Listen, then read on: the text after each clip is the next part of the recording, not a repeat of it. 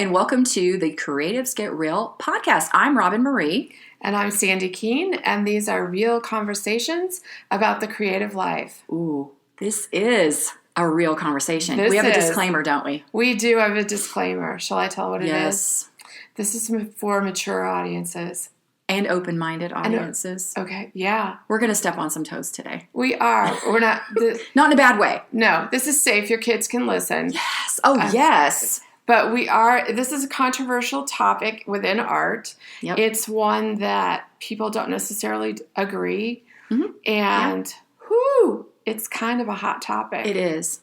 But I think it's one we need to talk about. We do need to talk about it. So... Yep, because we get asked this question, and we have dealt with this in our own career journey. Yep. Okay, so tell them what it is. Inspired or copied? Oh, boy. Yeah. Mm-hmm. So here we go. Okay. Folks, strap in. Okay, let's start with, what is the difference between inspired and copied? Where's the line? Yeah, where is the line? And do we set that line within context?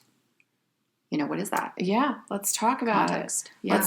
Maybe we don't even agree. We might not. Let's see. Okay. All right. What's your definition of inspired art? You've been inspired by another artist. Mm-hmm. I think when I'm thinking inspired, it is perhaps I love this way of using colors together, or this technique of collage that, you then kind of put your own twist on it, versus copying would be like taking the exact painting or the exact watercolor image or whatever that is. Our project. And literally it's the exact thing. And you've now duplicated that, but you've claimed it as your own idea. Because there are times, and we're going to talk about this, where it's okay to post that if you've learned it from someone, because we're all learning. Yeah, we learn everything from someone. That's right. But there's a fine line between, I think if I'm looking through Pinterest and something catches my eye because it looks just like my work, and it really looks exactly like my work, but there's no attribution there, but I know I taught that in a class. It's kind of like, But that's why we're doing this, because we want to do some educating and just throw this conversation out there. So that's kind of where I feel like there's that fine line between the copying and the inspired. Right. So copying, just to define it, that's when you're actually recreating something that someone else has done, and then you're claiming it as your own. Okay, I'm going to be completely honest. It's like an admission. This is the first time. Okay. No, you like do it every time. I know. Here's the confession, guys. Yeah. Early in my career, I copied. I changed it slightly, but we're talking so slight that no one would have noticed. Copied an artist's painting because I loved her work and I wanted to see if I could do it. That's fine. That's right. Here's the stupid part. I posted it on Pinterest. She saw it and she called me out.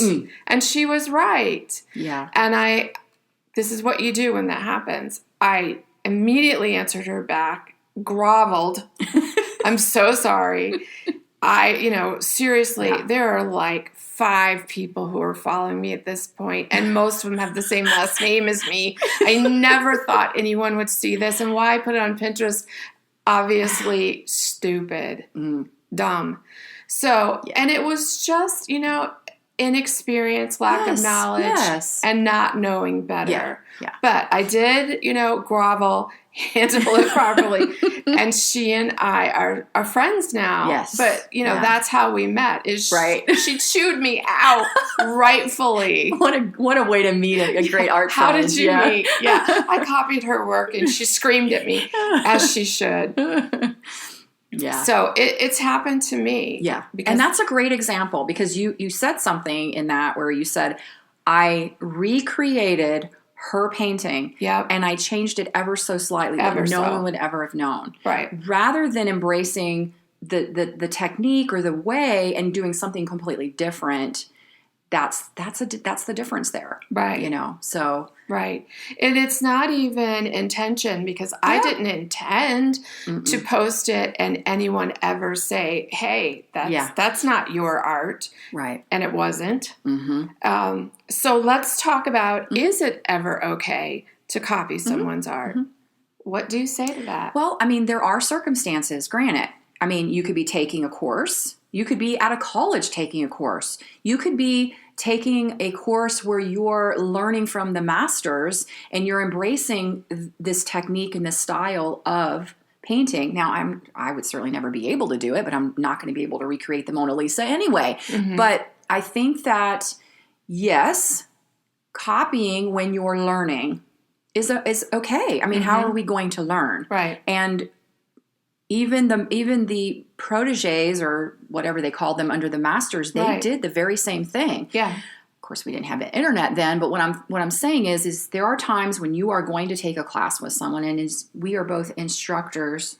We know this. We teach so that our students can then recreate what we're teaching them, so that they can learn, and then they are able to then recreate it. Right. And I encourage my students to do that. I want you to. Then I want you to take what you've learned and put your own twist on it and do your own style and embrace it from there. Not then reteach it as your own, obviously not.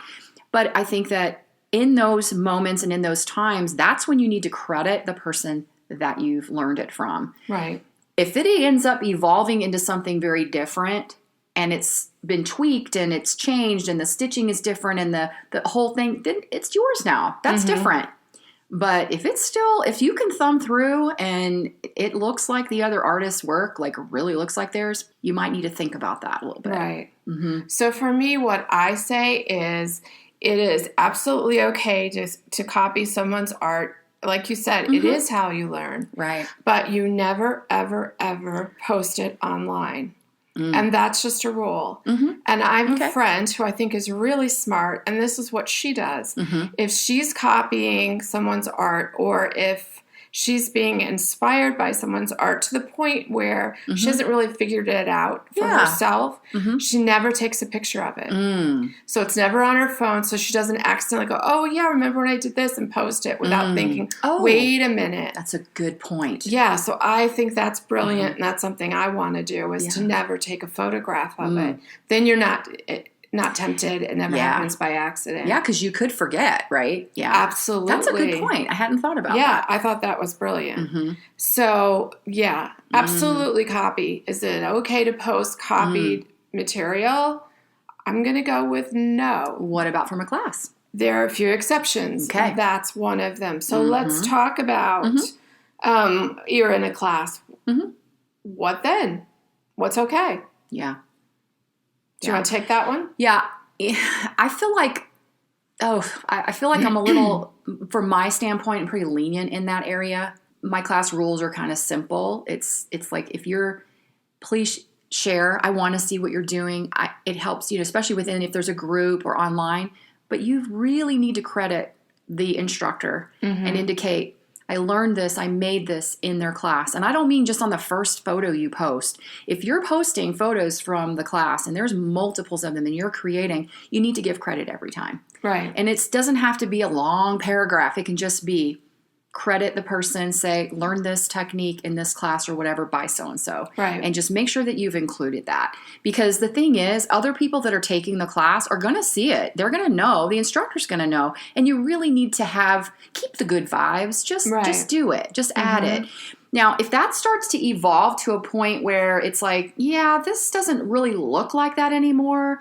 That's not really... I've kind of changed it, and now I've added this and that and the other, and it really doesn't look exactly the same. It's okay. You don't really need to credit that anymore. But that's just my feeling about it. Right. But I do think no matter how many times, and I try to watch that because I take classes every now and then, and I'm like, if I'm following along in a challenge, make sure you credit because that's important. So that's kind of where I stand on that. Yeah, I agree with you. I think that the project has to get, maybe I feel it has to get a little further than you do. I think it has to change and evolve, and you have to innovate that project in some way. Okay. Then you can stop saying this is, you know, for example, a pocket journal. You know, this is no longer a pocket journal. I've evolved and created it and innovated it to a way that it's my own journal now. Okay, fine. That's different. Yeah. So, that's how I feel about it. Yeah. And we said this earlier when we were talking. I know there's nothing new under the sun. I mean, we all know this, but we just really need to be very aware. And again, the good vibes. This is a very small community. And yes, we are all learning from each other and sharing, but it's just good practice to make sure that you do that. Right. Okay. So let's talk about, how do you credit an inspiration piece? You're not in a classroom. You've just seen let's say someone sees something that you've done and they're doing a take on it. It's not a copy, but they've been inspired by you. So how would you like to be credited? Yeah, this is interesting that you brought that up, because I remember participating, or maybe I didn't participate in the project, but I was one of the artists. I don't even remember when this was, but what they were doing was they were taking artists and they were having the students, as part of the project, take an art piece from that instructor or that artist and recreate it, but use their own, which really style. Happens in a class. It really does. And I was fine with that. They reached out and they asked me. And for me, if it's a specific art piece that they're saying we would like to use this, or if it's a student's, or I'm sorry, I keep saying student, but a person that says, I took this piece of art that I found on your blog or whatever, and I've recreated, I've been inspired, and it's this. So is it a recreation, or is it inspired and you've sort of emulated and used the techniques to recreate it? But if you looked at it, you could go, well, that looks like it was inspired by that. Then simply just say that for me.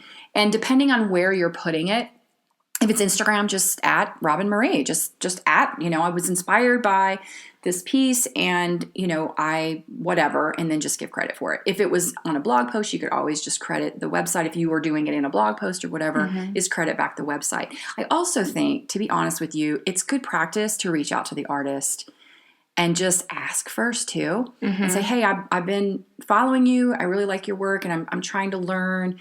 Would you be okay with this? How do you feel? What can I, and that's always a good practice too, especially if you feel in doubt.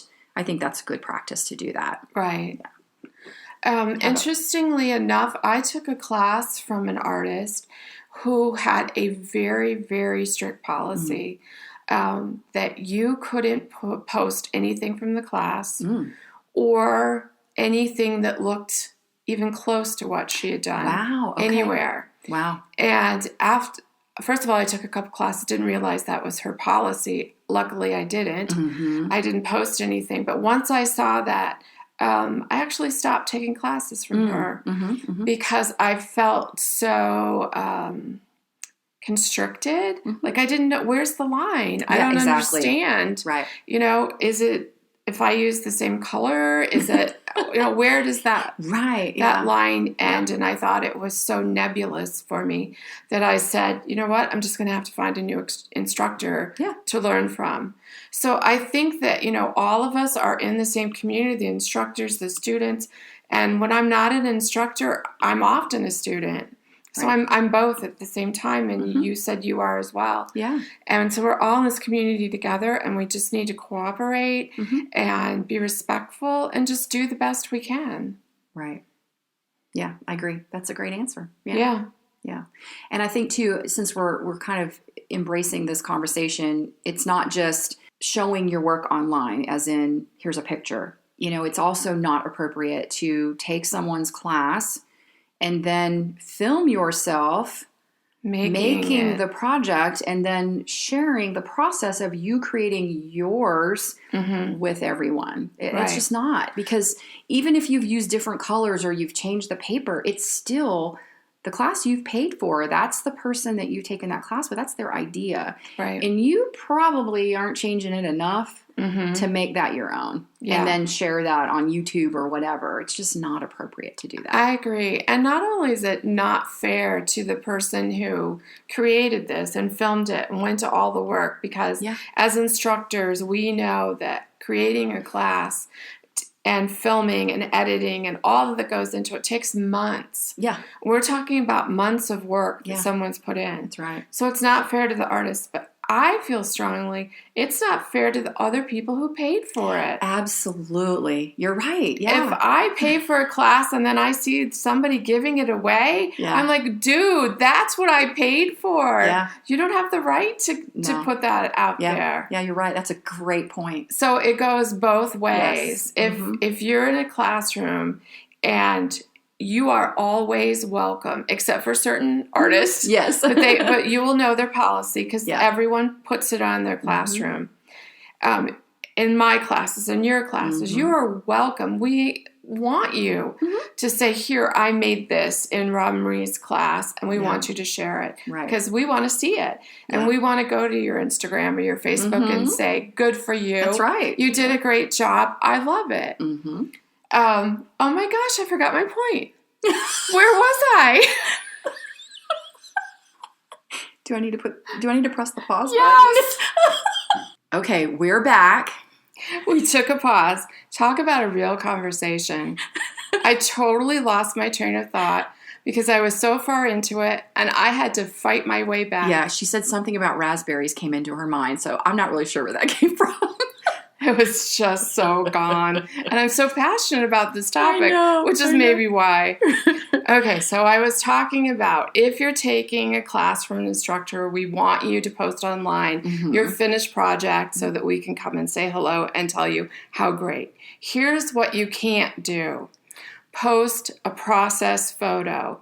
So that means I'm taking a class, here's the materials we used, here's me actually putting it together or painting, or you're demonstrating the instructor's technique or their production process. You cannot do that. That is class material. That's right. That people paid for. You cannot give that away. So if you want to take pictures of your project that's done, yes, please do. Don't show yourself actually making it and all the products that were used. No, that's bad juju. Yes, and it makes you forget what you're saying. That's your punishment. Here you go. Yes. So for me, that's the line as an instructor and as a student. Because absolutely. I can be annoyed as a student. Please don't give away what all of us have paid for. That's not fair. Agreed. Yeah. So how many people do you think that we've annoyed with this podcast? Well, I hope that we have opened up some minds to be like, let me consider what they've said from the perspective of us being teachers and being students, because we've been we're on both ends of it. And just to really think about it. And some of you may agree with us and some of you may not. That's or bits and pieces of it. But I think that it's important to always be considerate and consider what you're doing, what you're posting, and the crediting and the not crediting. Right. When it's appropriate to do so. I really do. Right. Yeah. And if you do make a mistake, because I did, then you just apologize and you learn from your lesson. And there is no way to remember a lesson more than someone you admire calling you out. I will never do that again. I will never forget. And I am very grateful. I haven't said her name, but I am grateful to her for being so kind about when I came back and said, I'm so sorry. I never meant to do that. And that was just inexperience and not knowing. That's right. And she forgave me. And she even became my friend. Great end of the story. Absolutely. Yeah, I don't recommend that as a way to make friends. That's not really the best way to build community. We're not going to advise on that one, but no, because she could have, hated on me forever. Yeah. So, yeah, we'd like to know how you feel about this one. Yeah. Go to our Instagram accounts. You'll find the little blurb for this podcast episode. Yeah. Tell us your opinion. Yeah, we'd like to hear from you.